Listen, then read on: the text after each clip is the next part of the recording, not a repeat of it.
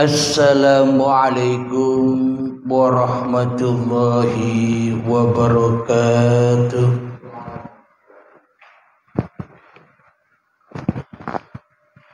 Bismillahirrahmanirrahim. Ashhadu an la ilaha illallah wa ashhadu anna Muhammadar Rasulullah. Allahumma salli ala sayyidina Muhammad wa ala ali sayyidina Muhammad. Rabbi israh li sadri wa yassir li amri wahlul 'uqdatam min lisani yafqahu qawli. Amin. Bismillahirrahmanirrahim. Salam hormatku, salam santunku buat para sahabat-sahabatku semua, terutama yang mengikuti pengajian rutinan Sabtu malam Ahad ini, dan semua saudara atau sahabat baik yang ada di dalam ataupun yang ada di luar negeri. Semoga kita semua senantiasa di dalam syafaatullah. Amin ya rabbal alamin.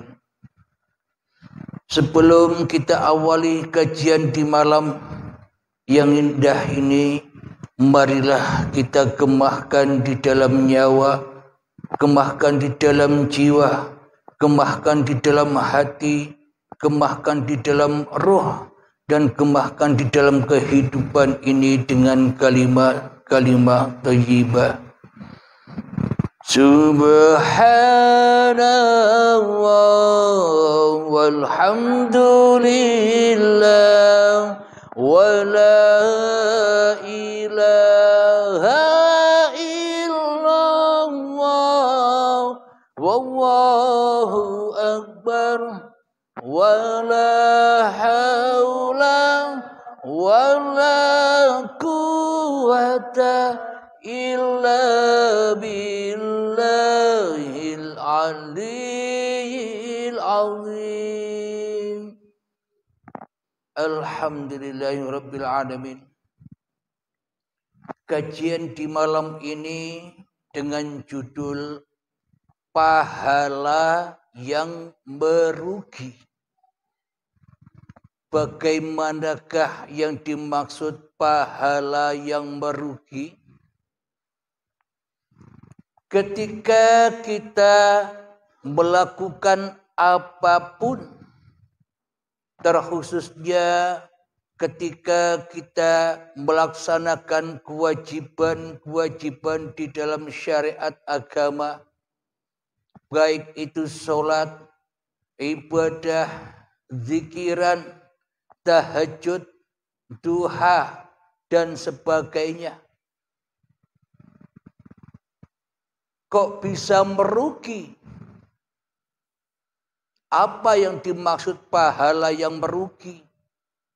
Bila di dalam hati kita belum mengenal kepada siapa kita harus menyembah, kepada siapa kita harus mengabdi, dan kepada siapa kita harus kembalikan hati kita, maka semua apapun amaliyah ibadah kita yang kelihatannya seperti pahala bagi kita, tapi di sisi Allah bukan pahala, tapi tambah merugi di dalam semua apa yang kita amalkan.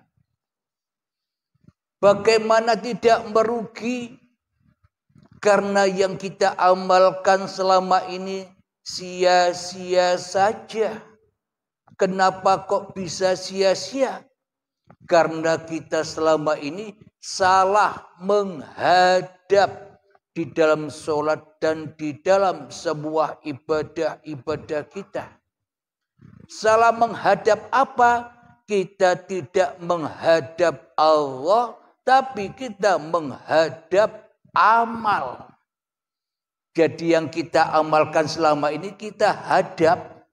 Ketika aku sholat, ku hadap sholatku, ku hadap tahajudku, ku hadap duhaku, ku hadap zikiranku, ku hadap sholawatanku. Semuanya karena demi aku.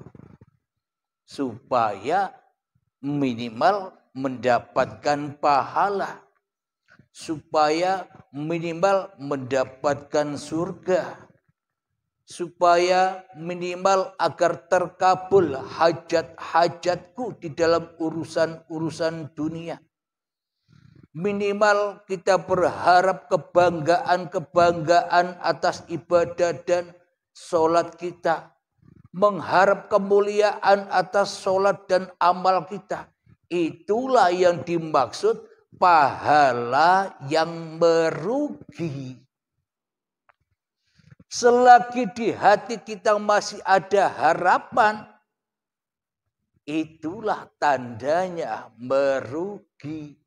Jadi sudah dikenal atau jadi sudah diketahui, diterima atau tidaknya amal kita. Sampai atau tersesatkah amal kita, sekarang kita sudah tahu. Ketika kita berharap-harap di dalam amal ibadah kita, ketika kita berharap-harap di dalam sholat-sholat kita, ternyata harapan itulah tanda nyatanya bukti bahwa selama ini kita merugi melakukannya. Bila masih ada harapan, berarti yang ada, yang wujud, yang hidup siapa? Bila kita masih berharap, Allahnya pasti gaib. Bila kita masih berharap diterimanya amal, berarti Allahnya tidak ada. Siapa yang menerima amal kita selama ini? Ya kita sendiri yang menerimanya. Kita selama ini mengerjakan amal sok benar, sok diterima. Padahal amal atau yang kita anggap pahala selama ini ternyata semuanya merugi. Sejak akil balai hingga tua ini ternyata seluruh amal-amal ibadahku di dalam kerugian. Kenapa? Karena kita selama ini hanya menghadap hawa nafsu kita sendiri daripada menghadap Allah. Apa buktinya? Kita merasa kita semua pelakunya. Itulah tanda bukti bahwa amal kita selama ini hanyalah kerugian-kerugian saja. Yang kita bangga-banggakan, yang kita mulia-muliakan hanyalah kerugian-kerugian saja. Lalu bagaimana caranya agar amal-amal ini sampai tidak merugi, yakni beruntung? Sebelum kita beramal, ya harus tahu untuk siapa amal itu. Ya harus kenal, dihaturkan, diserahkan, dipasrahkan kepada siapa amal-amal itu. Bila kita tidak tahu alamatnya, ya tersesat. Tidak sampai, hanya angan-angan saja selama ini. Sekarang kita sudah tahu, ternyata pahala yang kuharap-harapkan, pahala yang aku terka-terka selama ini, ternyata yang ada hanya merugi saja. Apa tanda merugi? Ketika di dalam hati kita, kita yang paling wujud daripada wujudnya Allah. Ketika di dalam hati kita, kita merasa hidup daripada hidupnya Allah. Ketika di dalam hati kita, kita merasa berkuasa daripada kuasanya Allah. Itulah tanda kerugian yang besar. Jadi bagaimana caranya beramal? Ya wajib mati dulu. baru bisa beramal. Ya wajib pasrah, menyerah diri dulu, baru sampailah apa yang dikerjakan oleh badan-badan ini. Pasti bila sudah pasrah, sudah menyerah, itulah jalan selamat. Itulah Islam yang sebenar-benarnya Islam.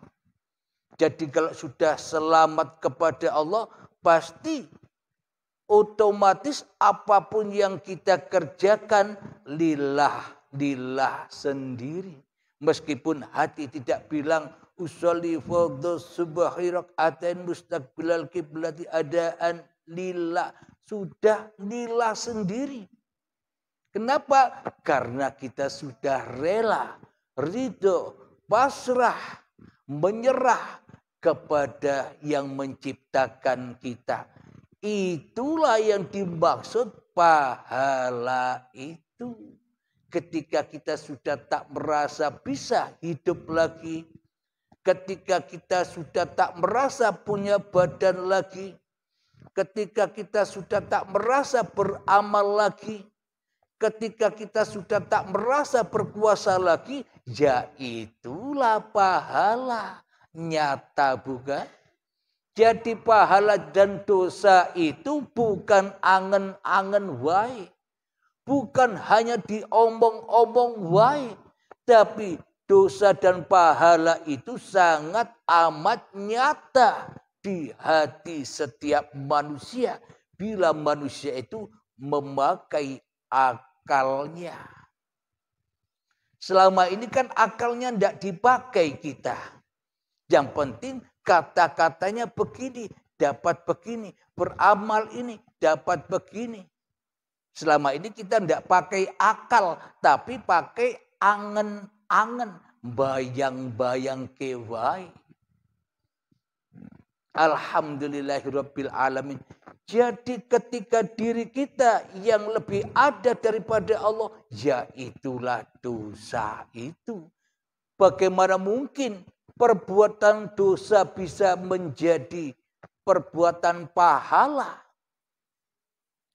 1000 tahun umur kita, meskipun kita ibadah selalu jamaah 5 waktu, di Mekah sekalipun 1000 tahun lamanya, bila masih di dalam pengakuan manusianya yang berbuat, 1000 tahun itulah lembah dosanya. 1000 tahun itulah dia masuk ke lembah jahanam. Tidak terasa sholat di dalam neraka.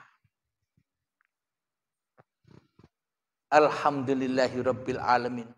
Jadi dosa dan pahala sudah nyata di hati kita. Marilah kita cek di dalam hati kita ini yang ada pahala atau dosa.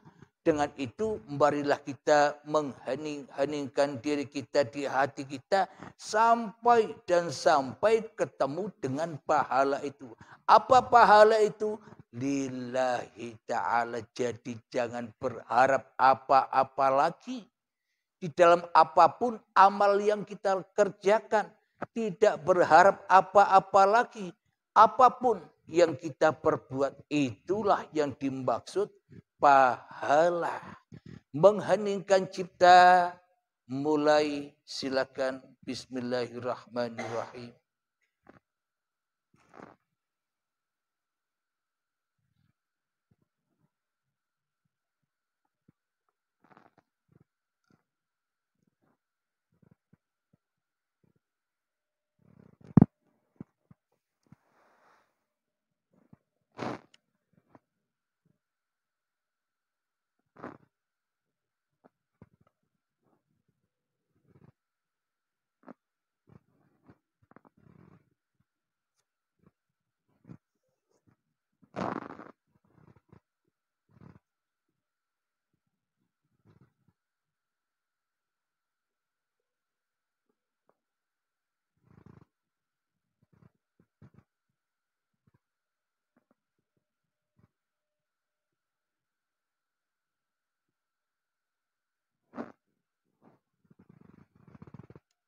Alhamdulillahirabbil alamin. Mengheningkan cipta selesai. Marilah kita bersama buka di dalam surat Al-Kahfi ayat yang ke-103. A'udzu billahi minasyaitonir rajim. Bismillahirrahmanirrahim. Qul hal nunabbi'ukum bil akhsarina a'mala. Yang artinya katakanlah Muhammad di sini. Katakanlah, apakah perlu kami beritahukan kepadamu tentang orang yang paling rugi perbuatannya? Alladzina dhalla sa'yuhum fil hayatid dunya wa hum yahsabuna annahum yuhsinuna sun'a. Yaitu orang yang sia-sia perbuatannya dalam kehidupan dunia, sedangkan mereka mengira telah berbuat sebaik-baiknya. Kita selama ini seolah-olah sudah benar perbuatan kita. Lanjutannya, ulaika alladzina kafaru bi ayati rabbihim wa liqa'ihi wa habitat a'maluhum wala nuqimu lahum yaumal qiyamati wazna. Mereka itu adalah orang yang mengingkari ayat-ayat Tuhan mereka dan tidak percaya terhadap pertemuan dengan Tuhannya. Dikira ketemu Tuhan itu nanti di surga. Nanti kalau sudah mati ya kadaluarsa. Karena surga dan neraka sudah terjadi. Pahala dan surga sudah ada. Ketika langit dan bumi masih ada. Mereka itu adalah orang-orang yang mengingkari ayat-ayat Tuhan mereka. Dan tidak percaya terhadap pertemuan dengannya. Kebanyakan manusia bagaimana mungkin sih ketemu Allah? Allah kan gaib. Berarti tidak percaya dengan ayat-ayat Tuhannya. Berarti amal apapun, sholat apapun ya merugi. Maka sia-sia amal mereka. Dan kami tidak memberikan penimbangan terhadap amal mereka pada hari kiamat. Tidak berlaku amalnya. Kenapa? Karena tidak ketemu Tuhan dulu. Jelas ayatnya ya Pak Khalil ya. Harus ketemu Tuhannya dulu baru bisa sholat. Harus ketemu Tuhannya dulu baru bisa ibadah. Harus ketemu Tuhannya dulu baru benar apa yang dilakukannya. Apa maknanya ketemu Tuhan? Ya relalah, ridolah bahwa dirimu sebenarnya tidak ada. Yang ada hanya Allah. Tinggal Anda rela apa tidak. Bila kita tidak rela, bagaimana mungkin kita bisa selamat kepada Allah? Sementara kita lebih cinta pulang. Lebih cinta menjadikan pemimpin-pemimpin setan yang ada di dalam hawa nafsu kita sendiri selama ini. Maka sia-sialah amal mereka dan kami tidak memberikan penimbangan. Apa yang mau ditimbang, tidak ada amalnya.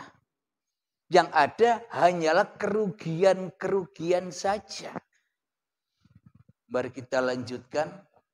Dzalika jazaohum jahannamu bima kafaru takhudhu ayati wa rasuli huzwa.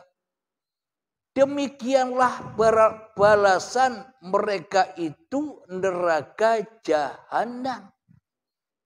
Karena kekafiran mereka dan karena mereka menjadikan ayat-ayatku dan rasul-rasulku sebagai bahan olok-olok saja.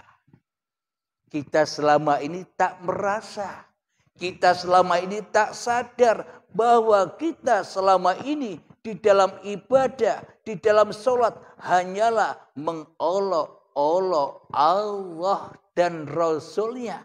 Terasa tidak?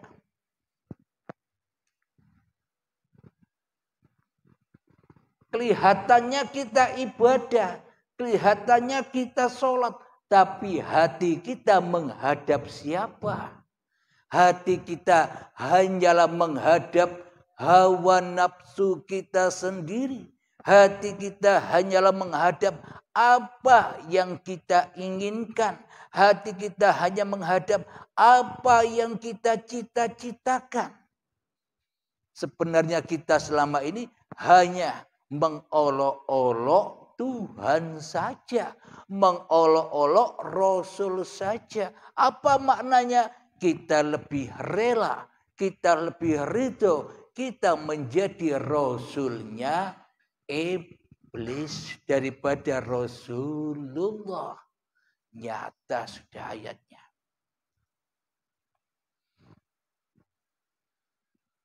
Lanjutannya, innalladzina amanu wa amilus solihati kanat lahum jannatul firdausi nuzula.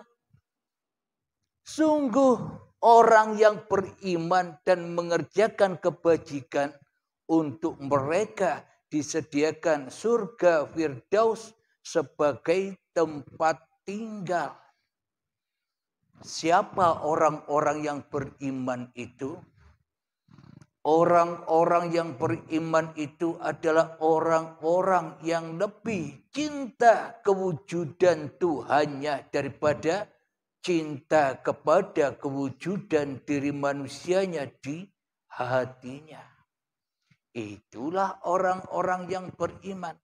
Orang-orang yang beriman itu cinta kepada uripe Allah daripada uripe menungsane di dalam hatinya. Itulah orang-orang yang beriman. Orang yang beriman itu adalah lebih cinta kekuasaan Allah di dalam hatinya daripada kekuasaan dirinya sendiri. Itulah orang-orang yang beriman. Orang-orang yang beriman itu rela, ridho.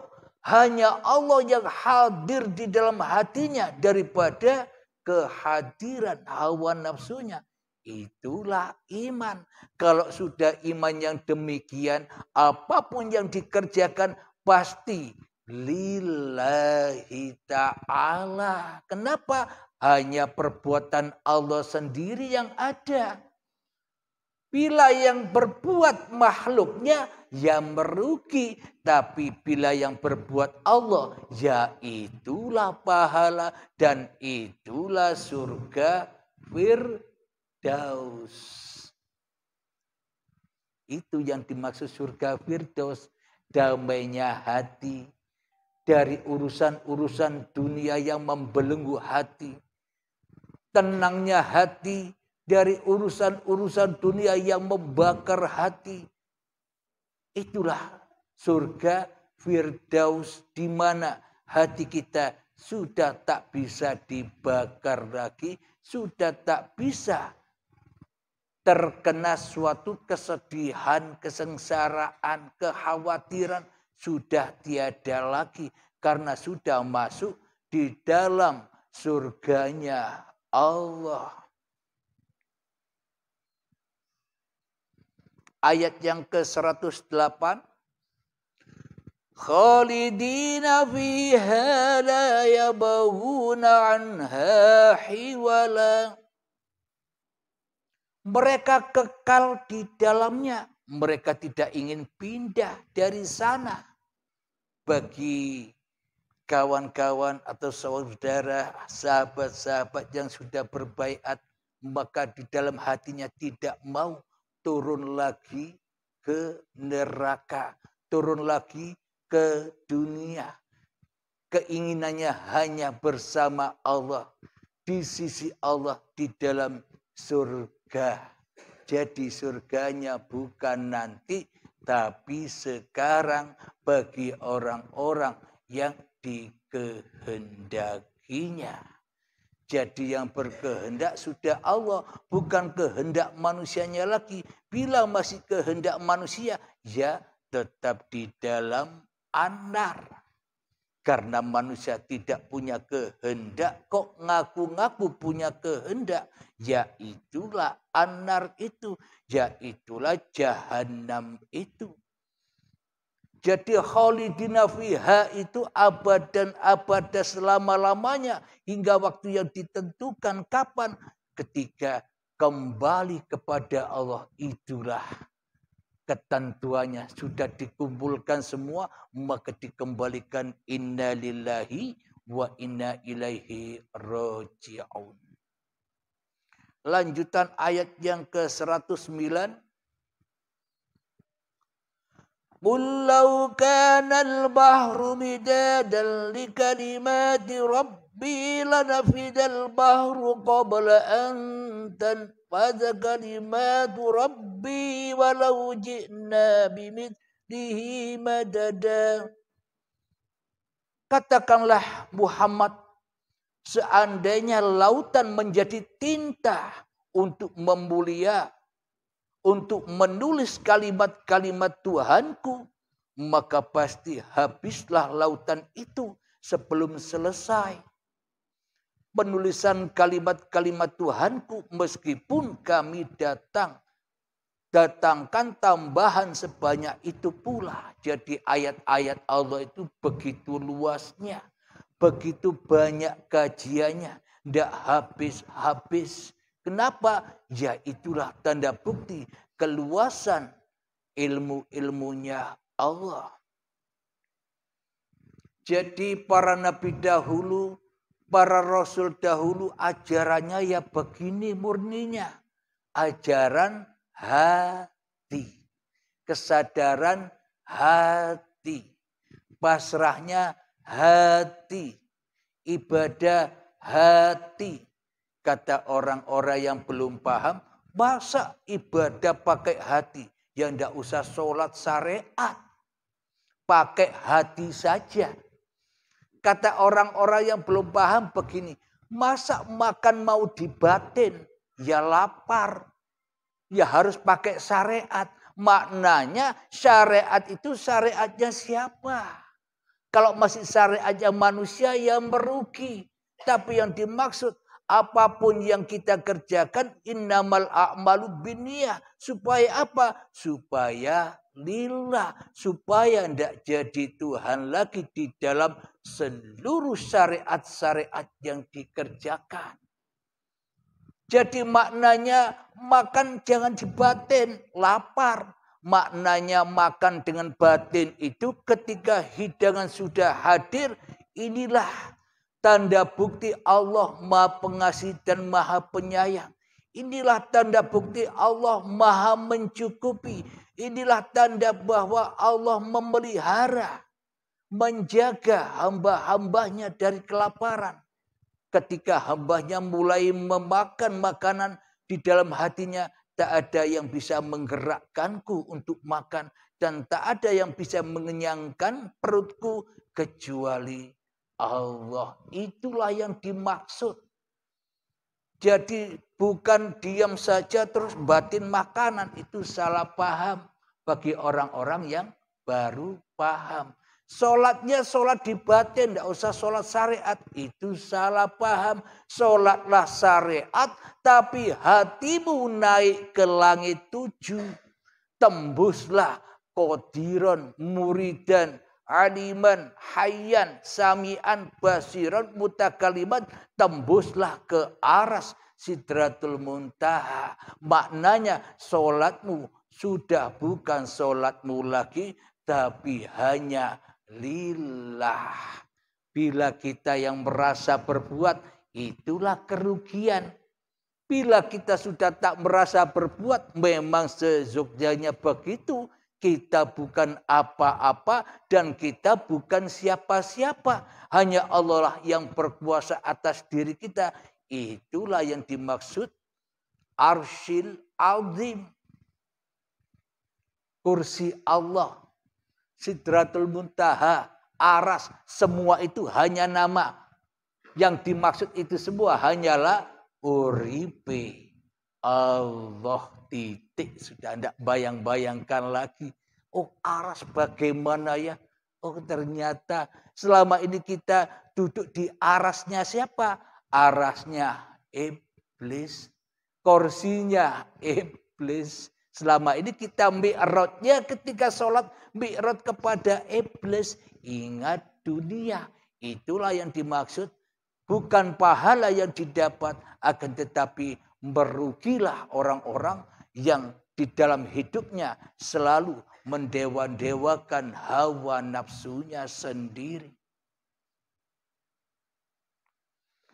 Yang terakhir 110. Qul innama ana basyarum mithlukum yuha ilayya annama ilahukum ilahu wahid. Faman kana yarju liqa'a rabbih falyamal amalan salihan wa la yusyrik bi'ibadati rabbih ahada. Katakanlah Muhammad, sesungguhnya aku ini hanya seorang manusia seperti kamu yang telah menerima wahyu bahwa sesungguhnya Tuhan kamu adalah Tuhan yang Maha Esa. Maka barang siapa mengharap pertemuan dengan Tuhannya, maka hendaklah dia mengerjakan kebajikan dan janganlah dia mempersekutukan dengan sesuatu pun dalam beribadah kepada Tuhannya. Jelas ayatnya bukan? Jadi kalau masih ada selain Allah berarti ya merugi. Tapi bila yang ada hanya Allah, ya itulah orang-orang yang beruntung, itulah orang-orang yang beriman, dan itulah orang-orang yang masuk ke dalam surganya Allah. Apa sih surga itu? Ya, tenangnya hatimu dari perkara-perkara dunia. Meskipun kau dibakar di dalam api neraka, tapi bisa selamat seperti Nabi Ibrahim. Dilempar ke api tapi bisa berenang dengan selamat. Kenapa? Karena sudah tahu jalan pulangnya. Menghadapi apapun masalahnya sudah tahu. Masalah ini dari siapa? Siapa yang mendatangkan? Siapa yang melenyapkan? Kan sama-sama bukan aku. Bila aku yang menjadi Tuhan, maka hanguslah aku di dalam masalah-masalahku. Hangus terbakar ketika kita tidak disenangi orang, ketika kita diolok, diejek orang. Bila kita marah hati kita, oh berarti kita terbakar. Berarti kita masih kumpul dengan iblis dan setan. Berarti yang jadi setan iblisnya siapa? Ya kita sendiri. Kita sendirilah yang tahu siapa diri kita ini. Akunya hawa nafsu ataukah akunya Allah? Masing-masing manusianya sendiri yang bisa menilai. Kenapa? Karena Allah Maha tahu apa yang kau persangkakan. Alhamdulillahirabbil alamin. Semoga yang sebentar ini membuat kita bertambah keyakinan kita terhadap Allah, bertambah hidayah-hidayah. yang mengalir kepada kita, khususnya diri saya pribadi dan kita semua. Kita sama-sama pelaku berjalan di jalan Allah. Jangankan saya, Nabi Muhammad saja mengaku bahwa dirinya hanya manusia biasa seperti kita, seperti kamu. Nabi Muhammad tidak minta kemuliaan. Tapi Nabi Muhammad hanyalah selalu menyeru dan menyeru kepada para umatnya, kepada sahabatnya untuk selalu dan selalu kembali kepada Allah dan jangan mempersekutukan Allah. Inilah murninya ajaran Islam yang dibawa oleh para nabi dan para rasul yang selama ini telah melenceng jauh, babakan hati menjadi babakan lahir. Akhirnya salah jalan, hatinya kembali kepada iblis, namun dikira amal ibadahnya sudah benar dan mendapatkan pahala. Ternyata kita saat ini sudah tahu bahwa selama ini kita hanyalah menderita kerugian-kerugian saja. Kenapa? Karena kita beribadah, karena kita sholat, itu semua hanyalah bisnis kutil. Bisnis dengan Allah. Aku sholat mengharap begini, aku lakukan ini berharap. Kan bisnis semua itu. Alhamdulillah, semoga saya dan kita semua segera disadarkan oleh Allah Subhanahu wa taala. Amin ya rabbal alamin. Allahumma salli ala sayyidina Muhammad wa asdiri zalimin bi zalimin. Allahumma salli ala sayyidina Muhammad wa asdiri zalimin bi zalimin wa ahrijna min bainihim salimin wa ala alihi wa sahbihi ajma'in. Alhamdulillahi rabbil alamin. Allahumma ya qadiyal hajat, Allahumma ya mujibad da'awat, Allahumma ya rafi'ad darajat, Allahumma ya muhillal muskilat, Allahumma ya syafiyal amrad, Allahumma ya kafiyal muhimmad, Allahumma ya dafi'al bariyat, Allahumma akhtim lana bil iman, Allahumma akhtim lana bil islam. Rabbana atina fid dunya hasanah wa fil akhirati hasanah wa qina adzaban nar. Alhamdulillahi rabbil alamin. Akhir kalam. Assalamualaikum warahmatullahi wabarakatuh.